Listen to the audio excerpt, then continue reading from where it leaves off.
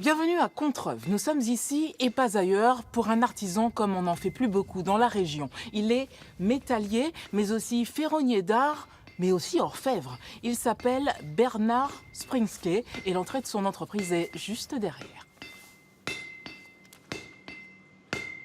La ferronnerie, c'est d'abord un spectacle pour ceux qui aiment le métal en fusion.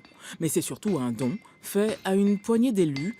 Bernard était adolescent quand tout a commencé.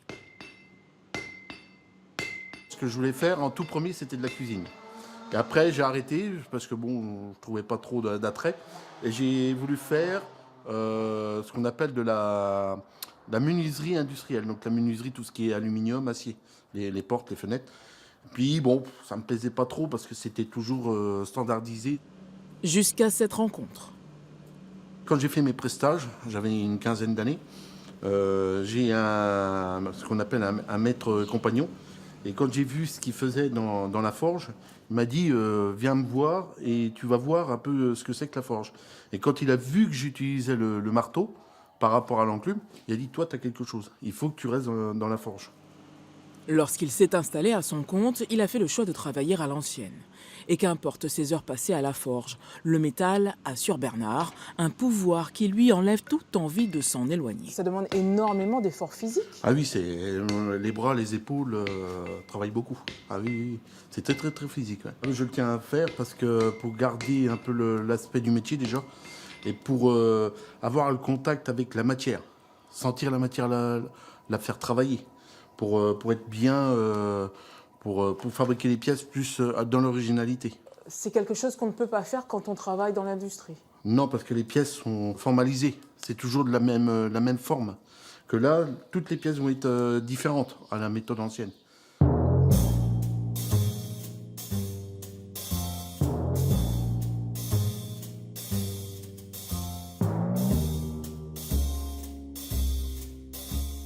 Ceci, c'est le genre de petites choses que sait faire Bernard. Mais Bernard, qu'est-ce que c'est exactement? C'est un appui de fenêtre pour une maison du côté de Buzancy, une maison du Premier Empire, qui a été construite au Premier Empire. D'accord, et ça, c'est typique Premier Empire. Voilà, les fers de lance ou les flèches, c'est la signification au niveau de Napoléon. Alors, quelle est l'étendue de votre savoir-faire? Vous partez d'où? Vous allez jusqu'où? Je peux absolument tout faire. Ça va de la ferronnerie jusqu'à l'industriel au niveau de la métallerie industrielle ou de la chaudronnerie ou tout ce qui est métier d'art. Alors, ça veut dire que vous faites des barreaux de fenêtres, vous faites des portails, c'est Les ça? portails, les escaliers, ça peut être des escaliers en fer, ça peut être ce que le client a besoin, des lustres. Il y a des trucs que je ne peux pas refuser parce que il y a des fois des clients qui viennent parce qu'ils ne trouvent personne pour le faire, tout simplement le réparer ou le reproduire. Ça peut être, voilà quoi. De tout, là, comme une porte de voiture, par exemple, soudée en carrosserie. Ça peut être une pièce plus agricole, par exemple. Ça peut être aussi de l'objet d'art. Ah oui. Fabriquer de l'objet d'art. D'accord. La restauration d'objets d'art. Ou pourquoi pas l'orfèvrerie aussi. Fabriquer des objets plus petits. Elles vous viennent d'où, ces idées? De ma tête. Ça sort comme ça, de l'imagination. Je le vois à l'intérieur, je le vois en photo, comme une photo. Et je le reproduis comme ça à la main, tout simplement.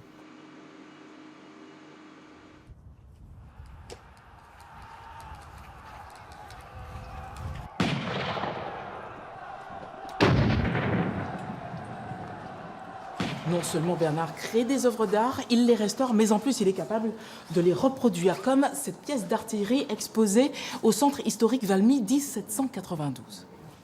Alors ça, c'est le fameux canon Gribeauval, le canon de la victoire de Valmy. C'est une pièce d'artillerie de... Alors Gribeauval, parce que ça porte le nom de son concepteur, déjà. Et c'est une pièce d'artillerie, c'est la plus importante, c'est de 12 livres, celle qui a vraiment stoppé net les Prussiens au moment de cette fameuse bataille en 1792, le 20 septembre. Celui-ci ne sortira pas du musée, mais sera reproduit pour les reconstitutions de la fameuse bataille prévue dans quelques mois. À charge pour Bernard Springsley de coller à l'original, au centimètre et au détail près.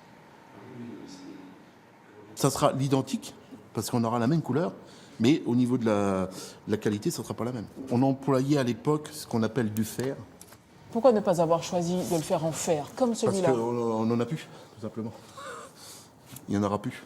Parce que là, maintenant, on n'emploie beaucoup des aciers spécifiques.